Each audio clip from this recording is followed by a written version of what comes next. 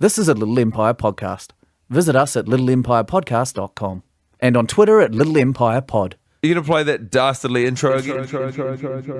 Ow! This movie's still fine. Coley pasta. One of them dies, that goes screw. One of them's a hottie, his name is Jay. One of them looks like Johnny Depp, and his name is Johnny Depp. Classic Maximum Joseph. You forget that films are supposed to have a point. Hello and welcome along to the worst idea of all time, episode, what's its number? I'm Guy Montgomery. 14. And I'm Tim Bat. Welcome to the party. Welcome to the party. You sound like you're going gangbusters, mate. It's that last song that, actually it's kind of after, it's in the credits. It's in the end credits. There's a couple real bangers they put head to head. And how deep in the every credits? time once pretty early on. It's that song, is it Sunlight or Starlight or something? I don't know the names, man. Yeah, it's good. It's a good tune. Bloody banger. Once that movie's had its wicked way with me each week, it's just a nice little pick-me-up at the end that I keep forgetting is there. And then it surprises me and I'm like, yeah, this fucking jamming tune. Good Do you think stuff. that's part of what keeps you going back for more? Yeah, I think it is. I really do. Yeah. Absolument. How did you find this week's watch, Guy Montgomery? Terrible, man. I didn't like any of it. You didn't think it was a party? Nah, I'm kind of like you. Usually the last song, not the song you like, but the one that goes, I can be somebody, do-do-do-do-do. I'm charging to that. Yeah, that's a good one. They make it such a neat little package. You're like, everything's going to be okay, even if you blow up some lives along the way. Everything's going to be fine for you. And I'm like, yeah, I can buy into that message. Great. But this week I was like, oh no, even the song can't make me feel better. I just feel dirty. Oh, I haven't showered for a while, so that might be a contributing factor. So it's less metaphorical. It might be actual dirt that's on you that you need to cleanse yourself of. I think it's both. I think that the metaphorical dirt of watching the movie piled on top of the actual physical dirt. I mean, I'm covered in dirt. I'm absolutely head to toe in dirt. Well, you keep watching the movie Underground, which is your choice, but I keep recommending against it because it makes you unhappy every time you do it.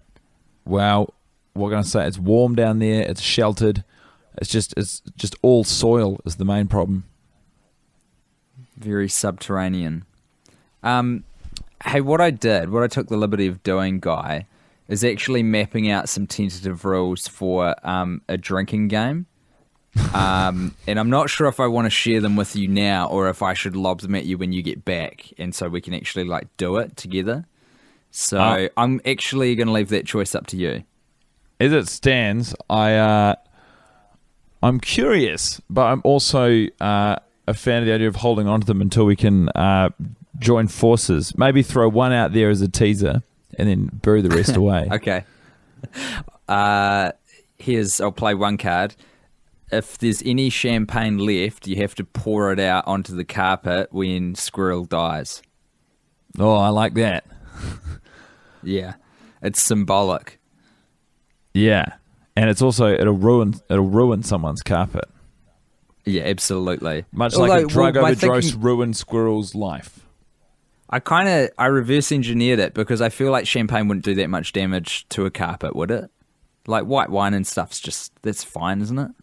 Oh no. Champagne is it's a stain for life. That's what they say. Champagne, the stain of life. Far out. I haven't heard that. Haven't spent a lot of time in France though, so need to do a little bit more world travelling like my old mate Monty.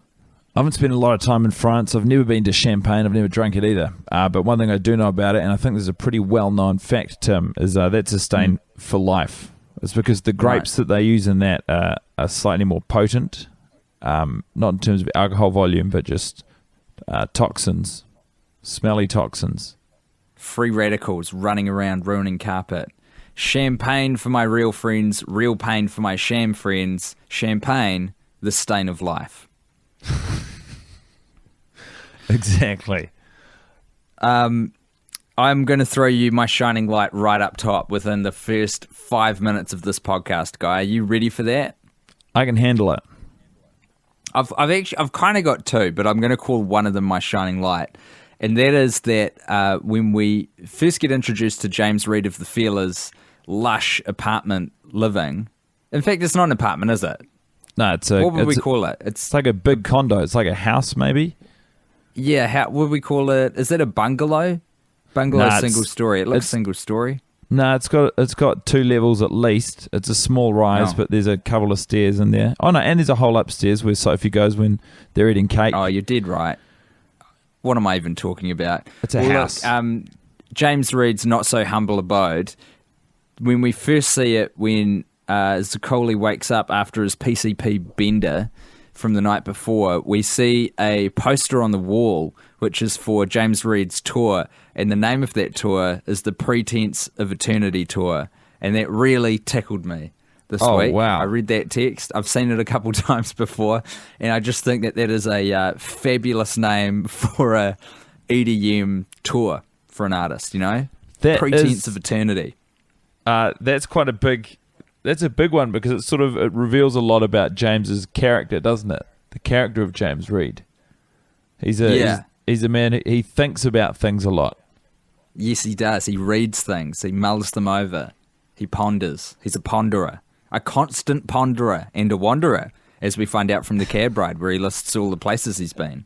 The pondering wanderer, James Reid of the Feelers. That's the name of his tour after this movie, which he parlayed into quite a financial windfall. I can tell you that. I'll bet. I think it's a cool poster, though. Is it the one that he goes and looks at closer? I think it is. Yeah, it's got real nice typography on it and like from memory pastel colors, which I'm very into at the moment. Yeah, both of those things are true. And furthermore, I do believe it's true that you're into pastel colors. So that's you three just things cut out true. on my end at the crucial moment there. What am I into, Guy? Say it one more time for me at the back who can't hear. Pastel colors. Okay, great. I'm so glad I revisited that. Yeah, it seems like you really wanted to communicate to the good people that you really like pastel colors. Yeah, absolutely. I can't put too fine a point on it. Really love them pinks, baby blues, and what else is part of the palette, the pastel spectrum? Like greens? Yellows. Light greens, like a lime. And like maybe not a lime, actually. A lavender, a light lavender, like is it a violet? Purple? Violet? I don't know. I think you can make anything a pastel. So there's a pastel version of everything. Is there a pastel version of me? Yeah, I guess. Pastel Tim. Somewhere wearing cool guy. flesh-colored tones. I dig it. So in closing, a great poster, an even better name for a tour, Pretense of Eternity. Sign me up. I will spend good cold cash that I have hard earned to see James Reid of the Feelers deliver on that sensational performance. What do you think? The promise is in the premise of the title. Really is. What does it mean, the Pretense of Eternity? It's all about... It's thinking about the nature of the universe. It's thinking about the promise of forever, what that entails. It's about... or maybe pretense as in pretentiousness. Right? Yeah, it works Is that two one ways. way to read that? It's like, how dare you, foreverness? How very dare you? How dare the concept of foreverness exist? James Reid of the Feelers is taking issue with the fact that foreverness is a thing. He scoffs at it. One of the working titles for his tour was Telling Off Infinity. No. But That they didn't won't fit think on it a had pastel poster. That won't fit at all. So it got vetoed. Well, if we're doing Shining Lights, so I might as well contribute. What do you think about that? Please do. Also, for those of you who are wondering why there are these beautiful, deep lingering pauses between what Tim and I say. We're in different places right now. And the internet is not cooperating with us. No, what we need is to increase the size of the pipes available all across Europe. We need to put some big pipes underneath the bloody ground here, I'll tell you that, Tim. We need big pipes, and thank you, because I completely did forget about that. Thanks to this episode's sponsor, bigpipe.co.nz, the ISP that keeps funding this podcast because they know what's good for them and they know what's good for you, which is us still existing. God bless them. Bigpipe.co.nz. If you're in New Zealand and you need internet, they really are the best ones. I'm with them and I've got no complaints. It's about 1 billion times better than a connection you'll get anywhere that guy goes in Europe. Bigpipe.co.nz. If you sign up with them, use the code WORST, because then they'll know that we sent you. And also, they have no contracts. No contracts on your life, no contracts on your internet. And a policy that Guy will tell you about. Good job, Tim. Big Pipe will never lay hands on any of your family members. There is a delicious mite of irony in Big Pipe sponsoring a podcast which is currently hamstrung by an internet connection, but it is not theirs. Let me tell you that. Not theirs. I hasten to add. So she jumped out at me very early, the Shining Light this week, and I've noticed her before, which is when Johnny Depp, I think they're just putting in an extra little touch of detail, just, this sort of almost an extra piece of icing on a very well iced cake. When he approaches Zac Efron to say he needs to find some chicks for Paige, he steps on a girl's foot on the way into frame. Yeah. And she says audibly and sort of in frame, "Ow, what the heck?" So it's obvious that they wanted it to be known that Johnny Depp, is a real douche. He's stepping on toes, literally. He's stepping on toes and ignoring the consequences. But what I found is the actor playing the "Ow, what the heck" girl really hit her straps after delivering that line. I think maybe the way she did it and the realism that she used or that was deployed led to a real sense of confidence in the rest of her performance, wherein she's sort of leaning on the bar behind Johnny Depp and virtually always nailing her frame. She's angling as much of her body into the camera as is humanly possible to do. And I really respected that. I was like, this chick is taking every goddamn opportunity sent her way on the set. Way to go, Guy. Way to appreciate a fine piece of, do we call it acting? We will call it performance in the movie this week. Well done, lady who toes stepped on. Yeah, that's true. No, she's acting. She's acting. Full credit to her. I don't want to diminish what she's done. Her credit in the credits is, would it be sore foot girl? Sore foot lady? Not everyone gets credited, Guy. That's what I've learned about the biz. Well, I can tell you that for how hard she was acting, she definitely deserves a credit. I'm going on the IMDb page right about now. Very good. I'll tell you what, while we're speaking of Johnny Depp, something that really... We've talked about it in passing previously, but it really fucked me up this week, was that scene at the end when he's in the waiting room, waiting to go into his audition, the holding room, with a whole bunch of other dudes who look like him, and they're all wearing leather jackets. And the reason why it fucks me up so bad is because when we first see Johnny Depp, our introduction to him is that he is an absolute madman who is wearing a leather jacket in the summertime, as vocalized by Jarhead, the outrageousness of this fashion proposition. And that's true. Then he shaves off his moustache at the kind of halfway point of the movie and sort of changes his look up a little bit. And then at the end of the movie, it's like he's returning to his fashion roots, but he's got all these other people doing it with him.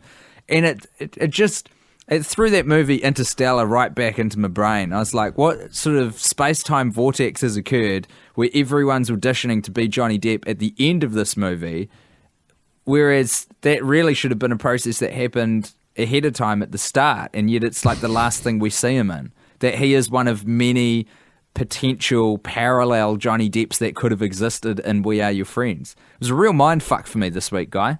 That is a huge mindfuck. It also opens up the possibility of if one of those Johnny Depps is cast in this new film, maybe that Johnny Depp has more restraint and doesn't provide Squirrel with so many drugs, and Squirrel doesn't overdose, and suddenly you're finishing the movie with a whole set of friends. That would be super great. I would really love that.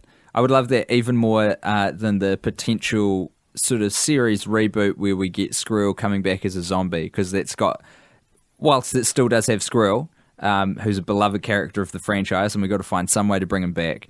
It is, it's putting him through a lot, as a character to make him part of the undead.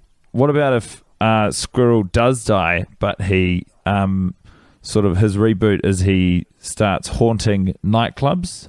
He sort of creates mischief between potential mates and people dancing together, and just sort of comical communication breakdowns. I like that. I like that a lot. So he's like a spectral version of what's happening with us at the moment through the interwebs. How so? Miscommunication. Oh, I see. Yes. That was a perfect iteration or example of what you were talking about. Sorry. There's no, if you search the word foot in the credits all the way down to even the uncredited actors, there's no hit. So what do you do? Feet? No, because it was only 1 foot. Look, I think they've just credited her as a club goer. While you're on the page for the IMDb for We Are Your Friends, can you go through the goofs? Because we were reading this last week, I think, and the ones that are in there are so piss weak that they make it sound like this was a really flawless film, and they're really having to nitpick to get anything. There's one where it's like talking about the bathroom brawl, and it's about him changing position. Well, I don't know if it always read like this, but now it says, after the bathroom fight, Zaccoli goes from lying on the floor to sitting against the wall in an unreasonable amount of time. James Reed appears to be unfazed by this rapid maneuver. Does it say Zaccoli? Yeah, it says Zaccoli. So someone's edited it. Holy shit, so that's one of our peeps. Yeah. Oh, that's brilliant. Oh, that's so good. That is good. I thought that was some plebeian, but no, it's one of our own. Yeah. Bloody ripper. How do they spell Zaccoli? Not how I spell it. They spell it Zoccoli, all lowercase. Mm-hmm. Gotcha. Sorry, you were saying miscellaneous? Just that James and Cole at James' house happened to wake up at the same time after their hangover, which is not miscellaneous. I noticed some real goofs this week. Namely, lay 'em on me. When they accidentally all wind up in the looking pool and get in big trouble at James Reed's house, and when they're leaving, as they walk out the gate towards the car, none of them leave any wet footprints, or there's no there's no evidence they've been in the water. Okay. And there's no way James Reed offered them towels. They're still wet. Right. So that's a bit of a goof. So sorry, is this when they're leaving the party or when they're getting out of the car? When they're leaving the party, so they've all been in the looking pool and they've been kicked out of the party, and they walk out the gate to the car. Yeah. They're not wet, but they have to be wet. I mean, I know you dry quickly in the sunshine, but they're wearing denim. Well, you're not wrong. I mean, it's, as far as film goofs go, again, it's not like a huge one. It's not a real gotcha moment. It is a big gotcha moment. It's a big goof. Keep an eye out for it next week. It'll drive you mad. It'll drive you absolutely bonkers. I did notice another goof. Oh, yes. This is a continuity area. It's around the area of continuity. Good. Very good. I'm fond of that location. When Johnny Depp is, he's like lying down when they're singing Santeria, and then in another shot, he's sitting up and drinking out of his beer cup as they're singing Santeria, but they happen back to back, and there's no way. There's a 90-degree continuity area. Oh, good on you. I think I might have a continuity area as well, but I sort of blinked and wasn't sure if I got it or not. But in the bathroom brawl scene, I'm pretty sure that they forget to put Zaccoli's injury makeup on him when he's lying flat down on the ground.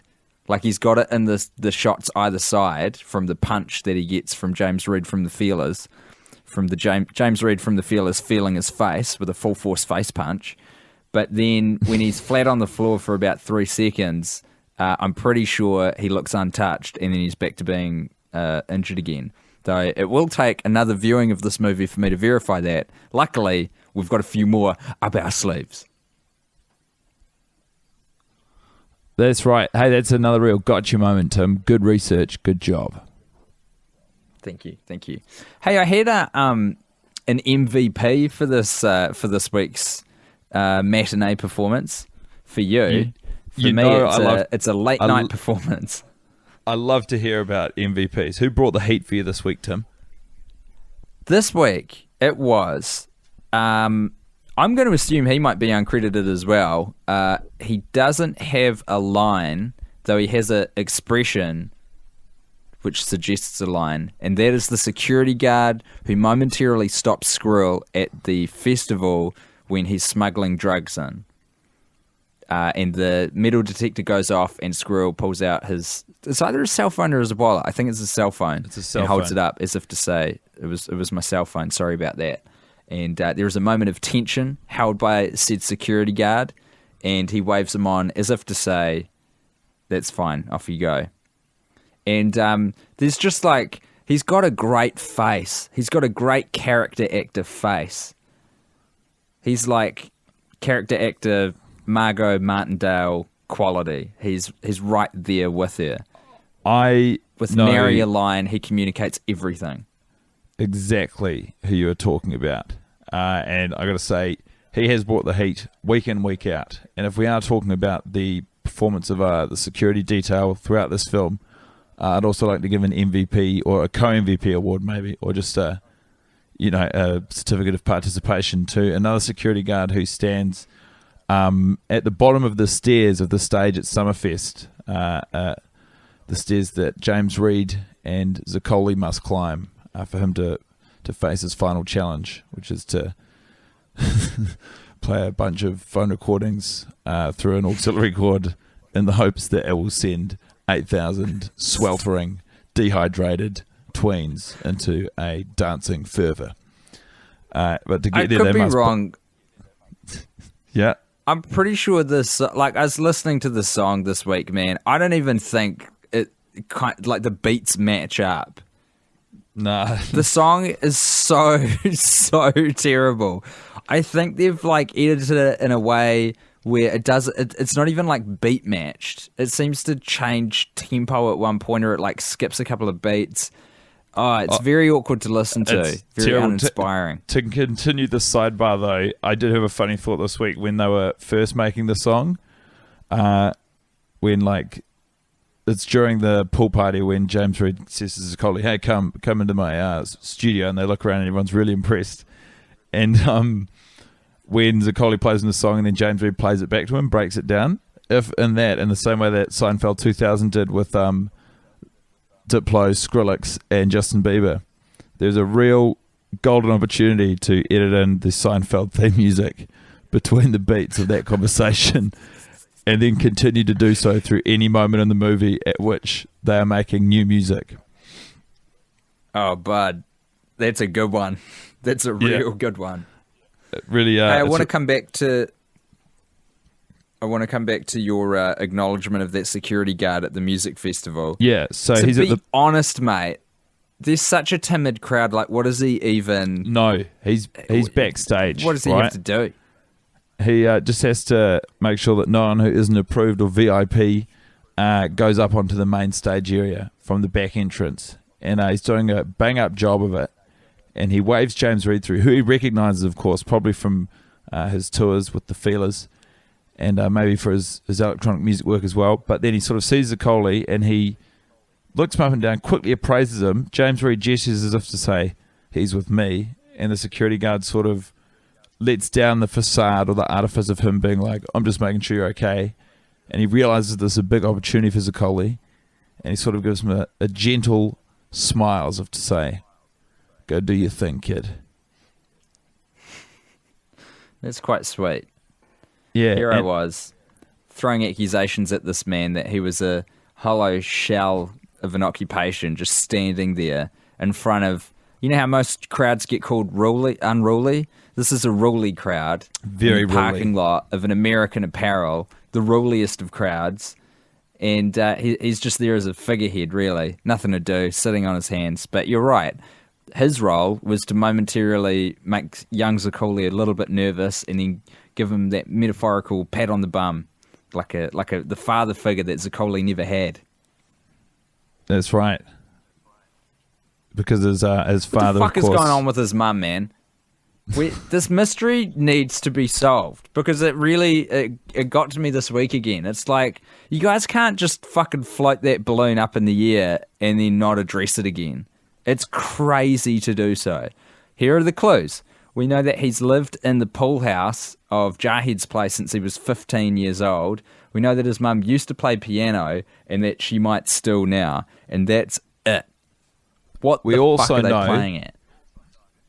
if we're putting the whole family puzzle together, which I think we should do them concurrently, because it seems he speaks once of his father as well when he's on the phone to Tanya Romero, and he says, it sounds like you got a little monster over there, and she says, is the name Richard? Yeah, that's right.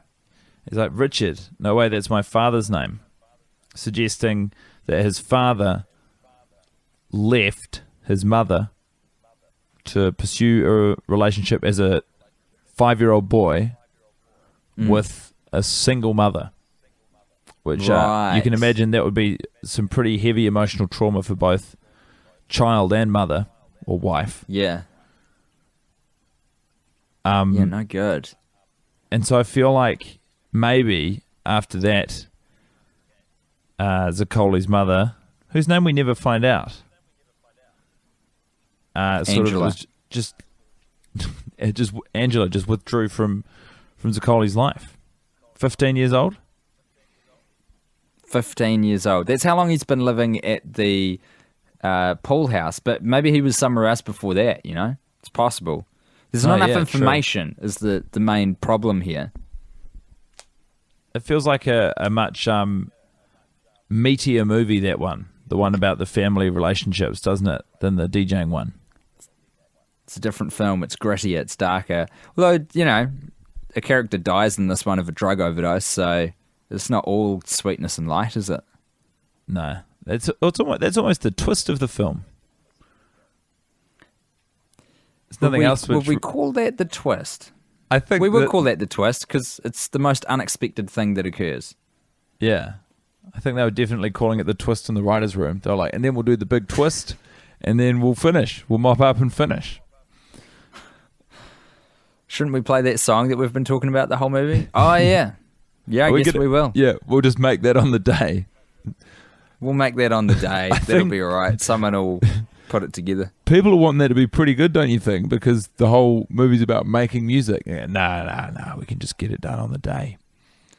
The absurd selfishness of Zakoli, like the track is just starting to kick in and then he stops everything to play a vocal sample of his late friend Squirrel, who no one in the crowd knows who the fuck he is. He just lays that out in the middle of a summertime jam in an American Apparel car park. Like, what is he playing at? What does he think's going to happen? Well, I tell you, I can draw a direct line between that move and the behaviour of his mentor, James Reid from the Feelers, who I noticed this week when he's DJing for the first time at Social. You know how he always plays that, he starts playing that track when Emily and Zakoli are talking about him. And you never get to hear the drop. It always goes, down, down, down, down. And then it just cuts to them being outside smoking marijuana. Yes. I noticed that as that song is building to its drop, if you will, to its crescendo, he just puts his hands up and walks away from the whole setup, sort of just to leave it. So presumably, Who James does? Reid James does. Reid. Like he puts on that song and then leaves. We never hear the song continue. He's left. I'm assuming the song just stops dead, and then there's sort of silence. And I think Jesus. it's sort of like the sensation I think it leaves the audience with is there was a very brief time in my life when I was a huge fan of the U2 song "Beautiful Day," And I had a friend who was not a massive fan of the U2 song Beautiful Day, and what he'd do to wind me up, because he knew that I really liked it just after the intro had been, and when the song kicks in, is he'd play the intro of the song all the way up to it's just about to kick in, and then he'd stop it. And he'd just do this repeatedly. Good on him. Yeah, it's pretty funny. Was that Jono? It sounds like something Jono would do. Doesn't it? I like that in the mists of your mind, you can't even attribute it to the right friend anymore. Because the important bit is the story, and the unimportant bit is who was responsible. That is correct. But yeah, so I think James Reed has imbued this idea that that's a good way to go to hype a crowd up to Zaccoli. It's a real mic drop of a situation if you've got a big old fat track that's working its way up to the drop and then you just bail out the room.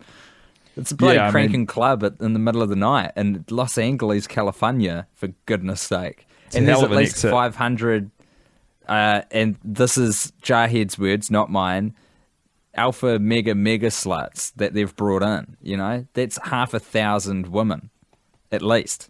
That's just attributable to them. I think that's because, you know, what do we know about James Reed? We know he had a tour that was almost called Telling Off Infinity.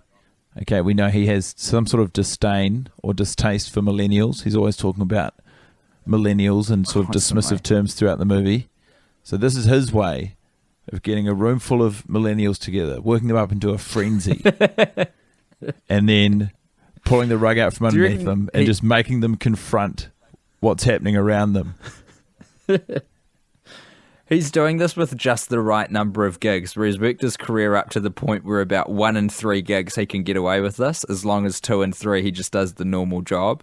But 33% of the time, if you go to a James Reed of the Feelers dance gig, you're going to get fucked.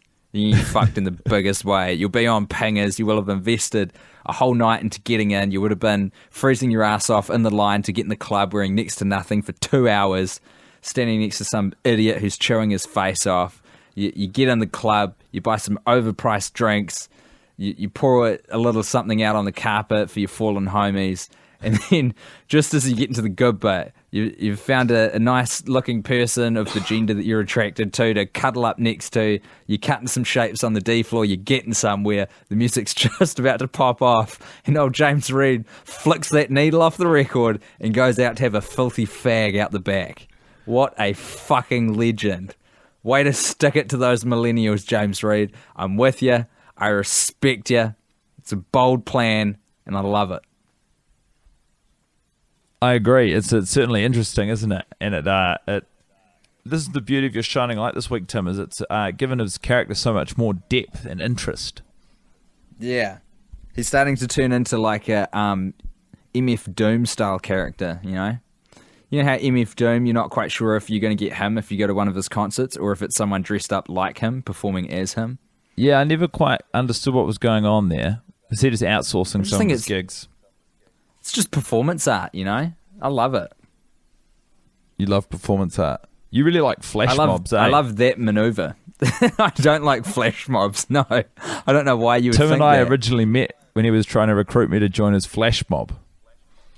Is that right? That's a memory I've blocked from my mind, Guy. Tell me more. Remind me.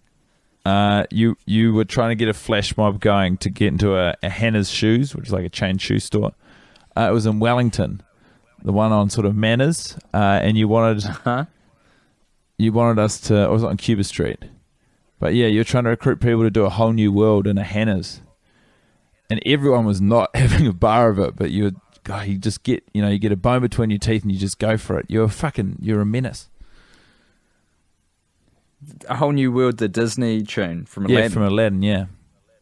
Oh, yeah, the whole dance would mapped be a out good and one. everything. That would be me. You sound like you sound now like you did back then.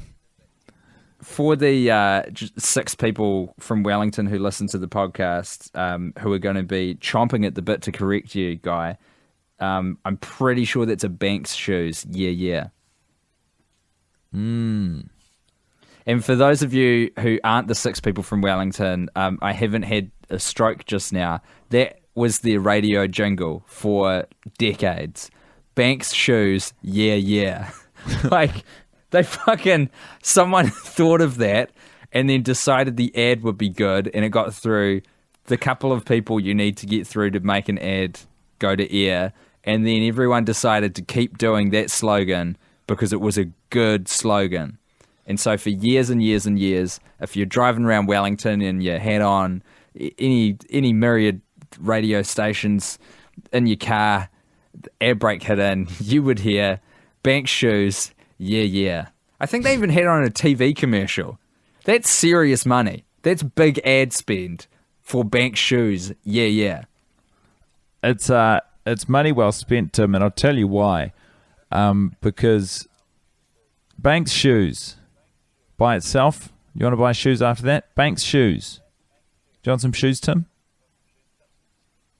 Yeah, yeah. Interesting.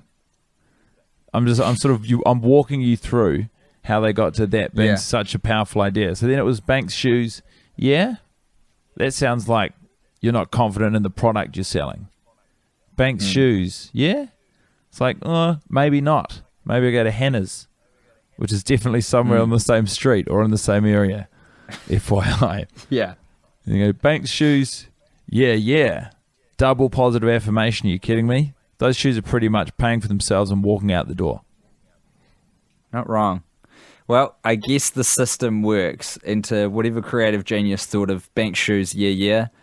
A golden banana for ye, for you have earned it. Well done. It was my second cousin. Really? Absolutely. Statistically, probably true. Yeah. That probably names a lot of people, and New Zealand's a small place. Guy, it's time, I think, for us to get sentimental, and there's no way that we're going to be able to time this concurrently. So who wants to have a crack at the intro this week? I really don't mind. Do you get to pick? Do you want to have a lay into it, or shall I? Can we try and do it together, please? Okay. You count us in. 3, 2, 1. Getting sentimental with James Reed. Well, that was miles off on my end. Yeah, it's not going to come out in the wash well at all. Oh, it was worth a crack though, wasn't it? Okay, Tim, I've got to tell you something about James Reed. Yes. Just before he goes away to start getting sentimental, he says, I'm going to go and get an energy drink. Would anyone like anything? Which is a very funny thing to say for a start. Yeah. Yeah.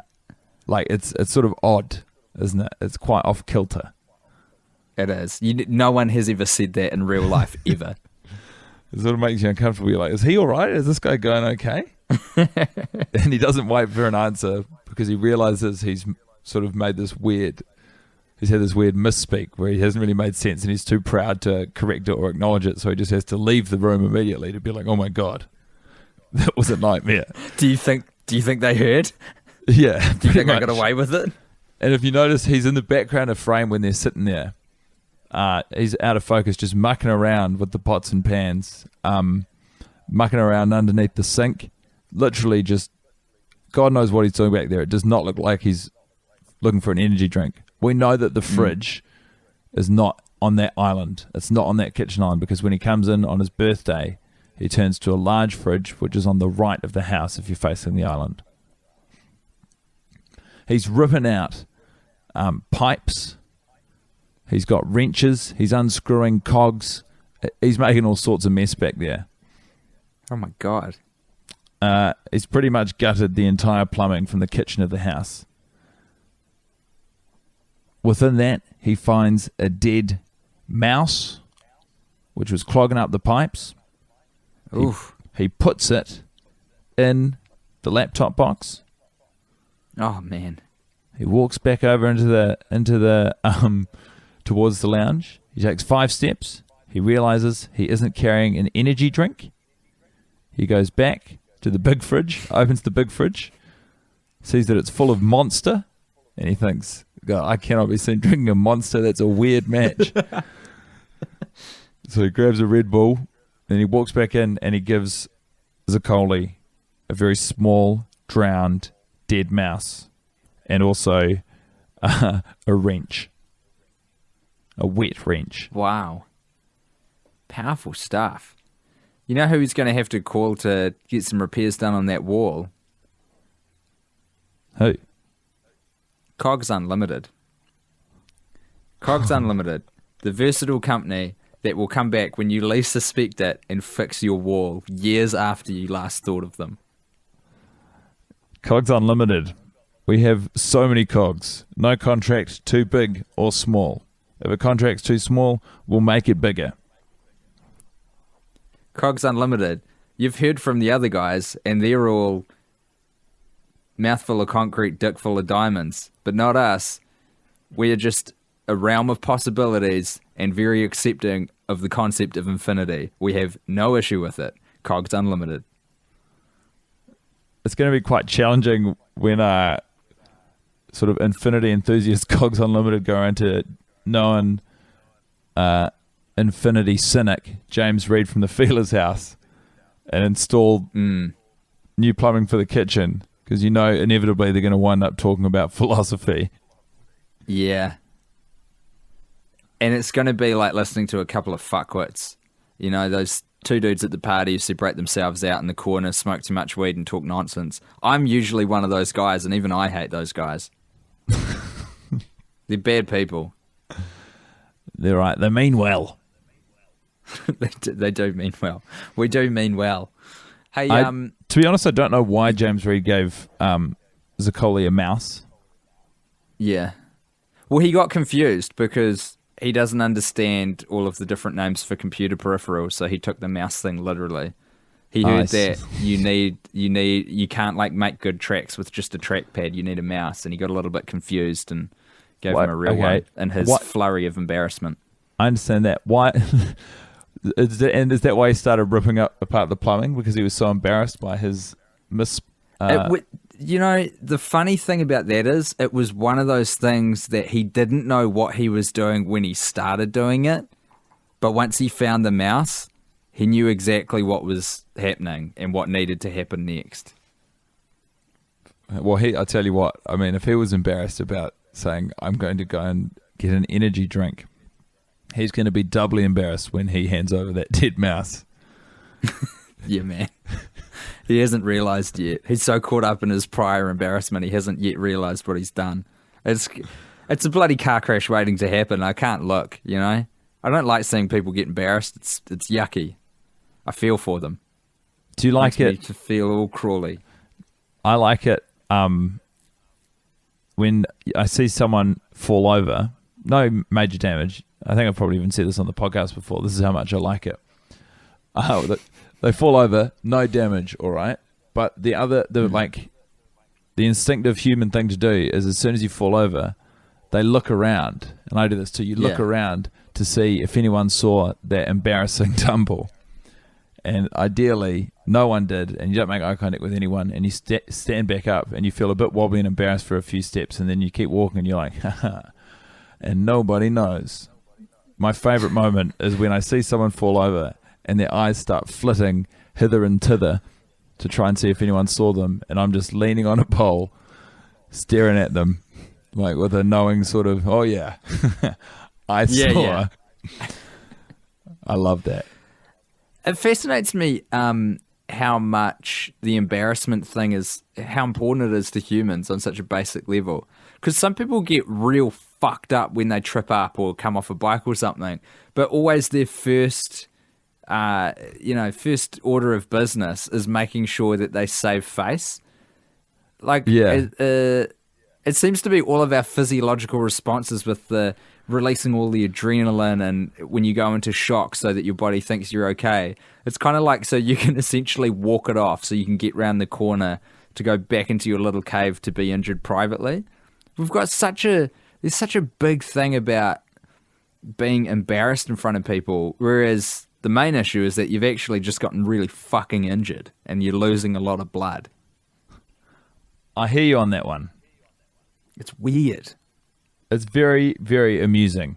I've done that before. When I collapsed from dehydration, my first immediate action was to try and assure everyone, like literally collapsed into the ground. My first move immediately was to assure everyone that I was fine. Mm.